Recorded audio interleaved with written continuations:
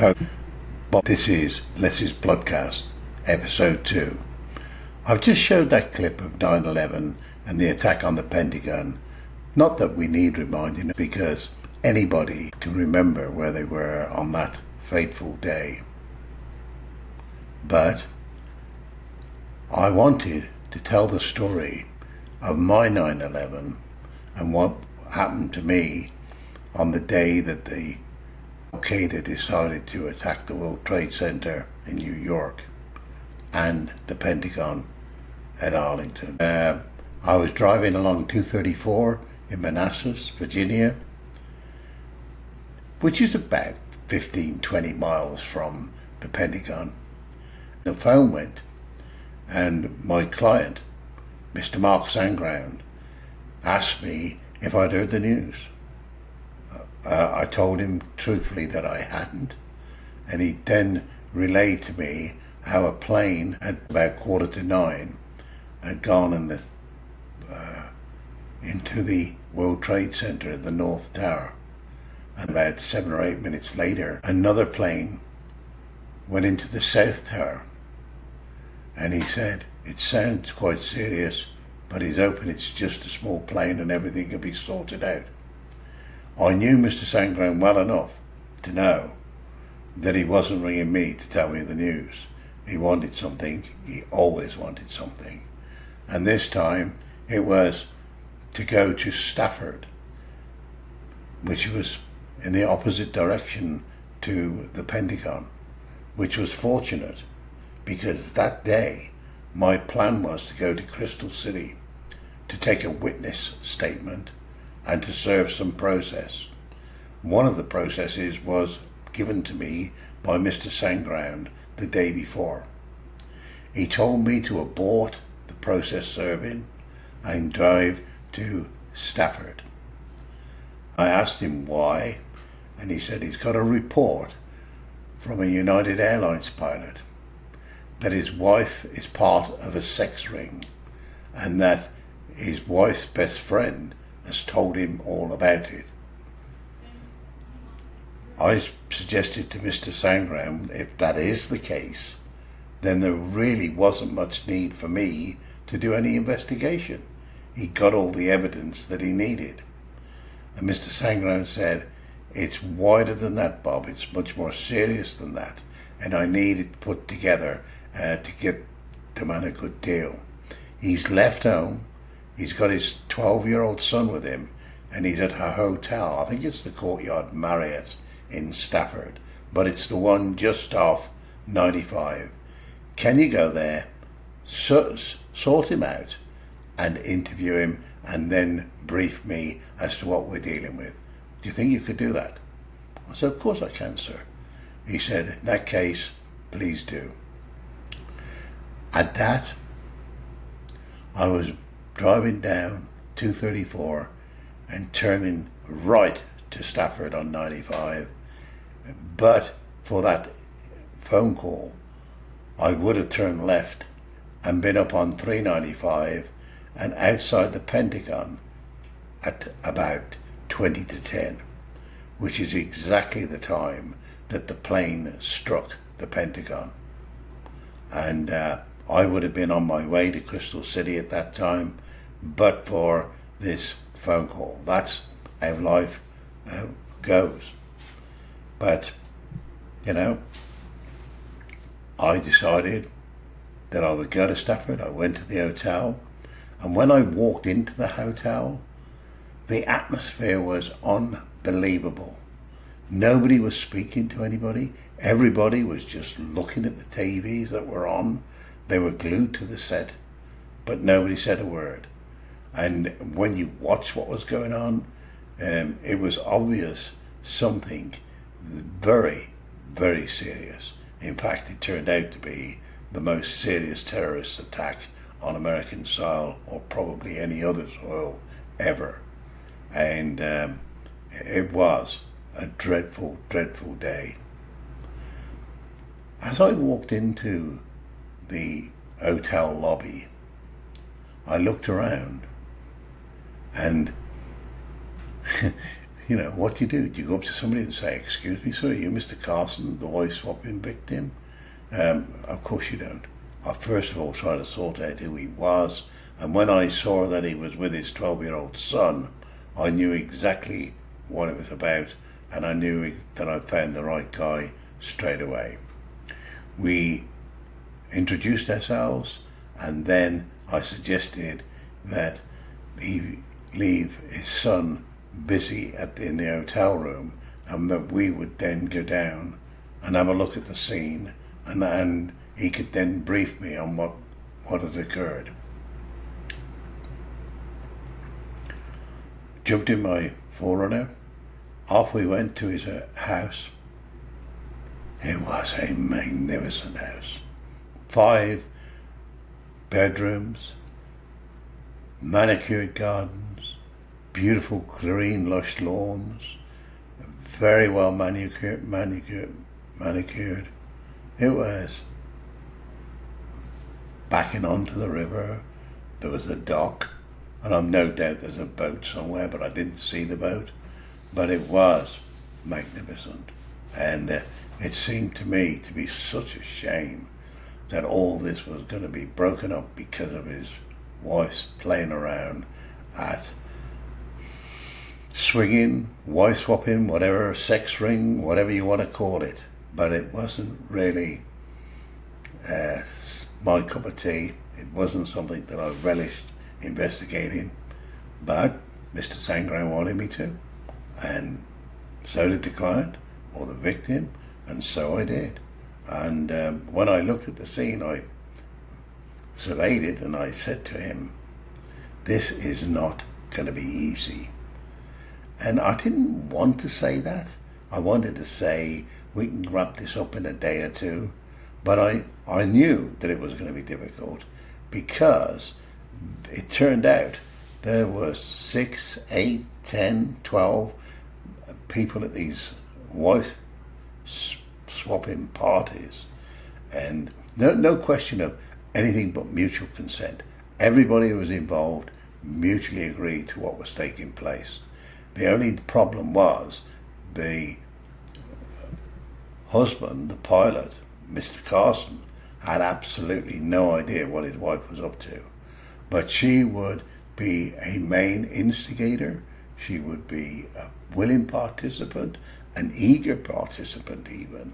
And there was no question that we needed to put some evidence together for him. The problem with trying to prove adultery, because that was what was on my mind to try and prove, is that you look for affection in public and opportunity.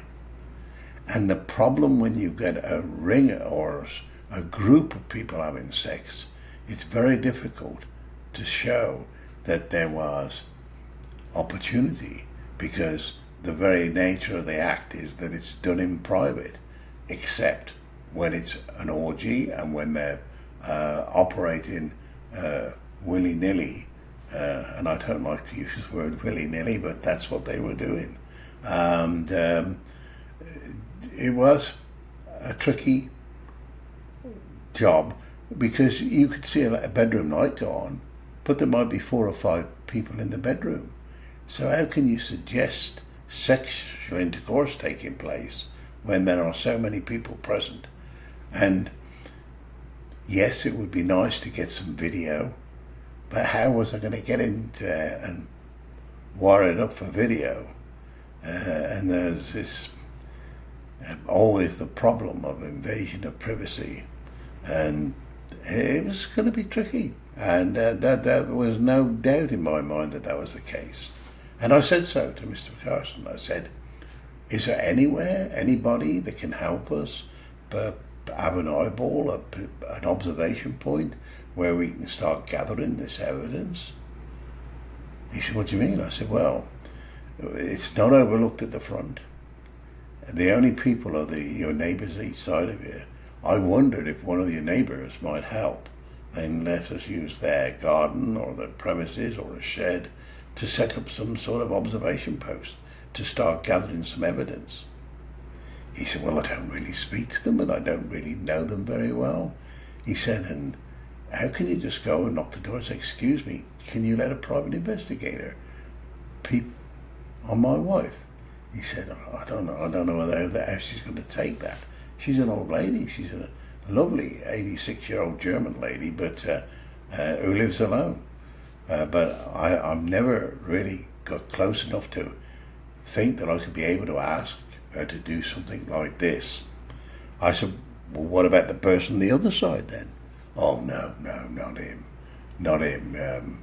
No, I wouldn't trust him. I wouldn't trust him not to say something to my wife. He said, if it's going to be anybody, it's going to be the German widow. I said, well, let's go and ask her. So, by next door, I stayed in the car because I thought that might be a little bit too much too soon. Better to just test the water and see how she reacts. And he came back, took him 3/4 of an hour, mind, but he came back and said, she's up for it. She knows what's going on. She's seen it all go on. I said, oh, she might be a witness. He said, she's no way on this earth will she ever put pen to paper and tell you. She said, but she knows what's been going on. And she told me, and that's what she's been telling me for the last 3/4 of an hour. I said, well, at the moment, we'll keep that up our sleeve. I don't think it's better to tell Mr. Sangram that because he's just as likely to subpoena her as anything. I would just leave it for the time being. Let's try and gather some evidence and see where we go. And we agreed to that course of action. And I went to the old lady. And the old lady was a really, really nice person. And a pleasure to sit and talk with. She even made me a cup of tea because she suspected my British accent. And she said, I thought you might like a pot of tea. And I said, well, jam scones have gone nice with it, but thank you, Mum, I'll take it. And away we went. Anyway, I got on talking with her, and she tells me, she said, the best thing you can do, Bob, is have a word with my gardener. And I said, why? She said, because he knows what's going on too, but he's seen some of the stuff firsthand, because he's what related it to me. I mean, I don't go out there watching what's going on, but he does, and he tells me what they get up to. He said, and you won't believe what he's told me. She said, it's really, really dreadful. He said, she said, but I'm sure you'll get to the bottom of it, and you're welcome. And I talked to her about the gardener. She said, yeah, he lives in Fredericksburg, which is about 10 miles away from Stafford. And she said, but go and see him. So I went to see him. He didn't want to know. He did not want to talk to me. And in fact, he refused to talk to me until I got hold of his employer. And his employer invited him up to the house and invited me to the house at the same time and said that would be a better place to discuss it. I mean, he didn't have a wife or anybody. He lived alone as far as I could see. But he did not want to talk about this on a face-to-face, man-to-man basis.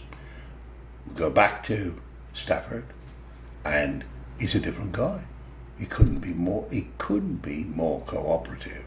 And he was telling me that he was very, very friendly with the widow, and in fact he used to go and look after her while she was in her condo in Miami. And I said, well, you're a gardener? He said, yes. I said, well, how much gardening is there to be done in a condo? And he smiled and said, we're very good friends. And I didn't think it was a time to pry, and I didn't. And so what he did was, he was telling me how they had parties on a regular basis, attended by a lot of neighbours, usually the same ones. You could tell by their cars who was going to be there. He knew that one of them was a CIA man. He knew another one was from the DEA, law enforcement. But the others were professional people and very well to do, and really quite shocking for the town of Stafford. So we get talking in the garden, and then I said, can you show me places where you've seen them doing what you said you've seen them doing, which amounted to sexual intercourse, group sex, orgies. He said all manner of things had taken place, playing with toys, sex toys, dancing on the lawns, running through the house, naked, and in the hot tub, naked, up to 6-8 people at a time in the hot tub together. He told me all about this, and gave me a catalogue of instances. And it did cross my mind that this guy was so up with it that we could use him as a witness and the case would be proven. But the only problem is the widow would be absolutely livid if we tried to do that. She was willing to help us, let us get the evidence together, but she didn't want to cause problems for her or her gardener. As she put it, I'm here after you've gone. I'm neighbour, and I will still be a neighbour. And I can understand where she was coming from. So we had a look around the garden. We went down to the dock, and I was looking to see if the dock was a good place where I could switch from one dock to the other and get the observation posts that I wanted. And everywhere I went, the gardener kept saying, no, you won't catch him there, you won't catch him there. You might see a little bit there, but you won't. He said, look, listen, Bob, the best place to catch him, the best place is by the hot tub. They're the other side of that fence, and it was an 8-foot fence, mind. He said, but they're the other side of that fence, and you can hear them. He said, if you've got a tape recorder, you can tape what they're saying and everything. He said, you won't have any problems getting the evidence together. He said, once they're up and running, they're running. He said, and they don't look and care about anybody or everybody. I said, oh, okay. So we go up to the fence, and I said, this isn't the easiest thing in the world, because you got silhouettes, and as soon as I put my head above that fence, they're going to see my silhouette, and they're going to see that they were up to it, coupled with the fact that there's a red light on the night vision camera, and they would see that. He said, I'm not too happy. I said, I'm not too happy about peering over a fence. And he said, well, how about if you had a peephole? Drill a peephole. I said, yeah, let's drill a peephole. Yeah, he said, no need to drill one, Bob. I've already got one.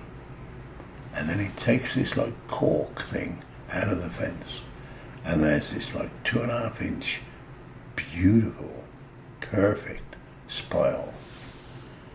And I said, how long has that been there? He said, a few months. I said, sir, you've been watching these people, haven't you? He said, yeah. Yes, I do. I did. I have. He said, I can't be a liar. He said, I watched them, yeah. They've been at it, I can tell you. You all catch them easy enough, he said. And I said, sir, you're a peeping Tom. He said, I'm a peeping Tom, and you want to come here and do exactly what I've been doing. I might be a peeping Tom, but you're a professional peeping Tom. I said, well, I can hear what you say, and I understand. I'll go with you. That could be the case. And he said, I know it's the case. He said, but what can we do? I said, I'll tell you what I want you to do. The next time there's a party at this house, I want you to call me straight away, and I'll come directly here.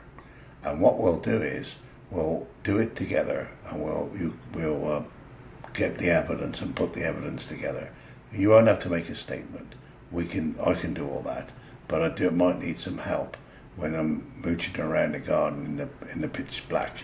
He said, game on, we'll do it.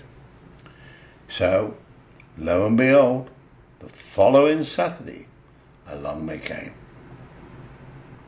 And he rang me up and he said, there's 8, might be 9, might be 10 there already.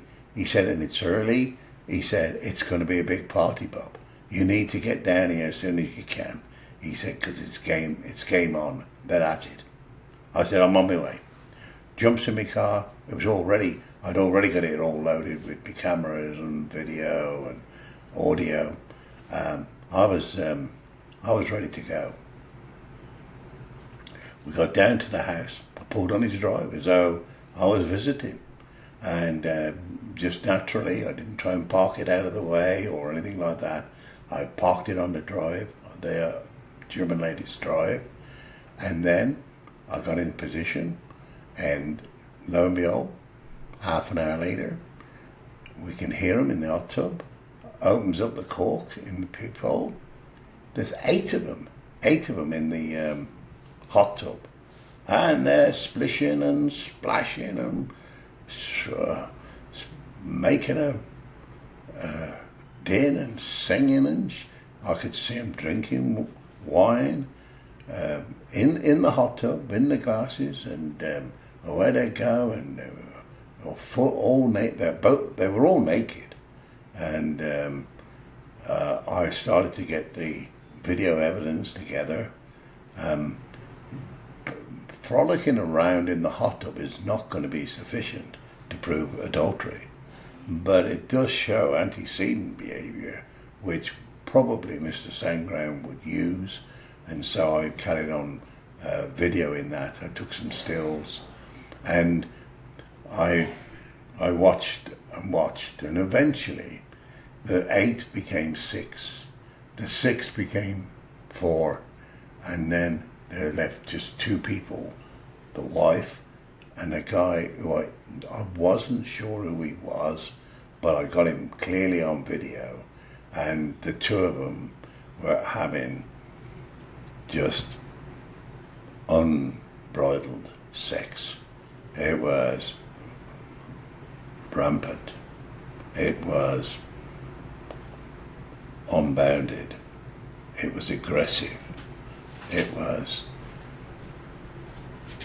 long, and it was very, very,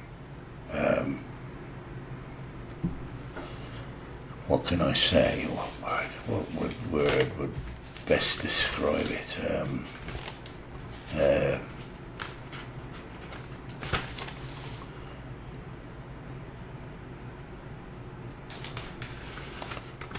More than flirtatious, more than exuberance.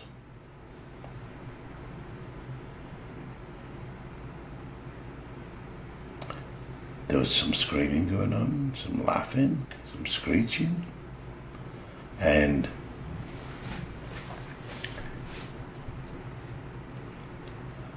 I got it all on video, I got it all on audio, and after they'd had sex, they settled down for another drink, and then they started singing. And when they started singing, I had real difficulty not laughing, because they'd chosen Would You Like to Swing on a Star by Bing Crosby. They weren't singing it like Bing Crosby, but they were singing it at the top of their voice. Would you like to swing on a star? Carry moonbeams home in the jar. And then they started talking about the starry night. And then they wanted to make a thought of them being on a far-off galaxy and enjoying paradise together. And that was when I started to laugh, and so did the gardener. And he laughed a lot louder than I did. And I found myself putting my hand over his mouth and saying, shh, shh, they'll hear us, shush. And he was on the floor laughing. And, well, I know it wasn't funny. It was pretty serious stuff, really, for the family and for the future of the marriage. But that's what happened, and that's what we did. We put the evidence together and sent in the report to Mr. Sangram, and he gave me a call and said, "Can you come up and see me?" Went up to I call it the handbag house because it's got like a big handbag on the top of the building. And he was on the 6th floor, marbled walls. And he said, "Do you think you could get some evidence, Bob?" I said, "Quite a bit of evidence, sir. In fact, it's overwhelming evidence. What more do you want?" He said, "Well, I want to show what it is. At the moment, we got adultery between a couple." He said, "But it's more than that. This is sex. This is swapping each other's partners." He said, "And it's really beyond just adultery. And I want to try and do my best with the pilot and his son." He said, "So can you think you could get some evidence?" I said, "You mean interview the people that's getting involved in this?" He said, "Yeah." I said, "Sir, this is a CIA guy. This ain't like some dummy. He's going to be trained in anti-interrogation techniques, and he ain't going to be wanting to talk to me. In fact, he's going to be pretty nasty and rude to me, I anticipate." I said, "Because once this call comes out, the chances are he's going to lose his job and his clearance." And he said, "Well, that's his problem, not ours, Bob. I need you to gather the evidence." Well, I put the feelers out, and lo and behold, the CIA man contacted me and asked to see me. He wanted to speak with me. I was a bit reluctant, but I mentioned it to Mr. Sangram, and he said, "It can't hurt. We can only listen and see what he got to say." So when I went to see him, he was, to be frank, a bit of a whiner. And he was whining that he was going to lose his job, and he hadn't done anything wrong, and everything was consensual, and everybody was in agreement. And in fact, he was also telling me that they'd actually built a home together, him and his wife and a partner and their wife, and the four of them lived together in this house where the bedrooms are on the wings and the communal living area, the living room, the dining room and the kitchen, were all in the middle of the house. And they purposely built this house on the river with that in mind. And they had been having group sex and swapping partners for years. And the only time that it got to any problem was when the wife, Mrs. Carson, started to want to become involved in the sexual deviancy. And she would go to the parties and pair off with the partners, etc. And that's what started the downfall, if you like, of the sex ring. There was an odd man out because Mr. Carson wasn't involved. Anyway, I had a chat to the CIA guy, and I said, "Well, I won't be losing your job. I've got to tell you first, even if you did lose your job, I don't regard me as losing it for you. I regarded you as losing it for you. You chose your lifestyle, and if that's acceptable to the CIA, I'm okay with that. If it's unacceptable, I'm okay with that too. But it ain't my fault. All I do is do the work that's required of me." And I said, "But I will tell you this, I won't be ringing up the CIA telling them." He said, "You won't?" I said, "No, Why should I do that? Why? I said, that's not my job. That's not what I'm about. You ain't done anything towards the CIA which would put the country at risk, as far as I know.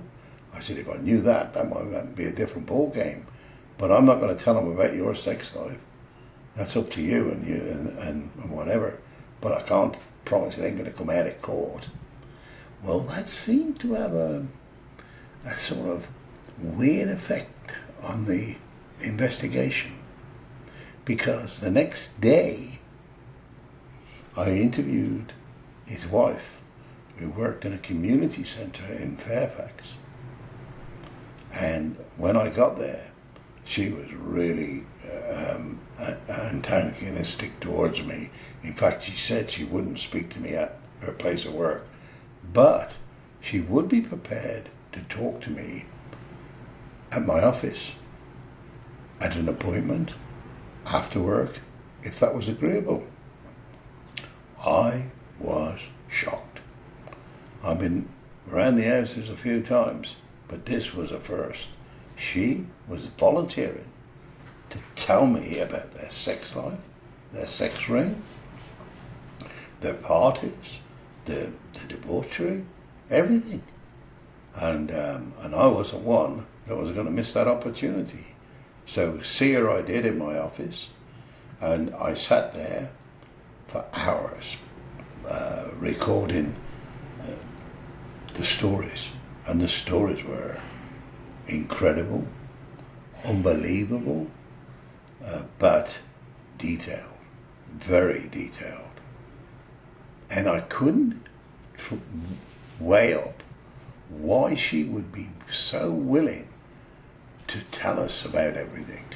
But it wasn't until later that I realised, and I'll come back to that. So I put it all together, put it into Mr. Sandground, and lo and behold, they had the best settlement that you could ever wish for. He kept the house, she left. He had the child, she had basic visitation, but it was a real win for the pilot, and I was pleased for him that he did. And then, after that, I spoke to Mr. Sandground, who was a wily old fox, a brilliant man in many respects. And he said, I thought that might happen. I said, you thought she'd come across like that, sir? He said, yeah, to save her husband's job. After she came across, they couldn't do anything else but settle. So it was all done quietly, under the table. The CIA don't know about it. He's kept his job. They've kept their house together, and they're going to live happily ever after with Mrs. Carson out the way. That's the name of the game here, Bob. And I thought, God, I don't know how these people work it all out. But I'll keep taking the money. Green's always been my favourite colour, and it will always remain that way. I hope you enjoyed this story. If you like it, give it a like, hit that subscribe button, and help me build up my subscribers. Thanks very much, and that's it. Thank you.